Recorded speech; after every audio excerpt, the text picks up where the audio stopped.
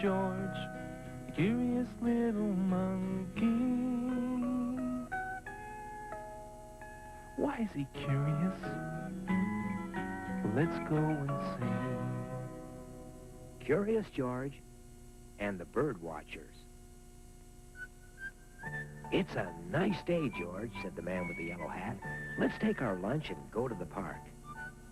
They got into their little blue car and drove off. At the park, the caretaker was mowing the grass.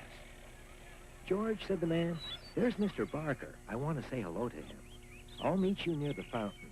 Have a good time, but don't get into trouble.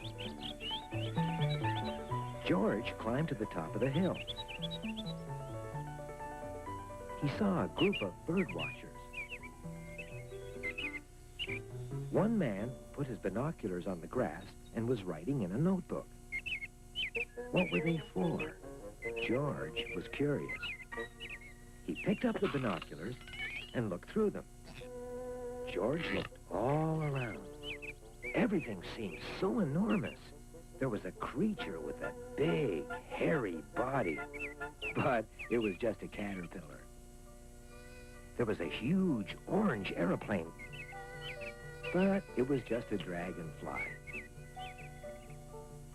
And there was the biggest monster of them all, but it was only a frog. Hey, you, put those down. They cost a lot of money, the man shouted angrily. George was scared. He ran down the hill, threw the binoculars away, and climbed up a tree. Where did that monkey go? He took my binoculars, yelled the man. He ran down there, shouted another bird watcher. Don't shout, whispered a woman. You'll scare the birds. We have to find that rare orange one that's only here for 3 weeks and doesn't come back until next year. George heard the bird watchers. From his new hiding place, he could see something the bird watchers couldn't. In the fork of a tree was a nest, and in the nest was the rare orange bird sitting on an egg. George swung over to the nest to get a better look. Carefully, without frightening the bird, he grabbed the limb in front of the nest and pulled it away. So carefully that all the bird did was flutter its wings. Now, not only George, but all the bird watchers could see the rare orange bird. But they could also see George. There is that monkey that took my binoculars, the man shouted. But there, dear friend, said the woman bird watcher, is the rare orange bird.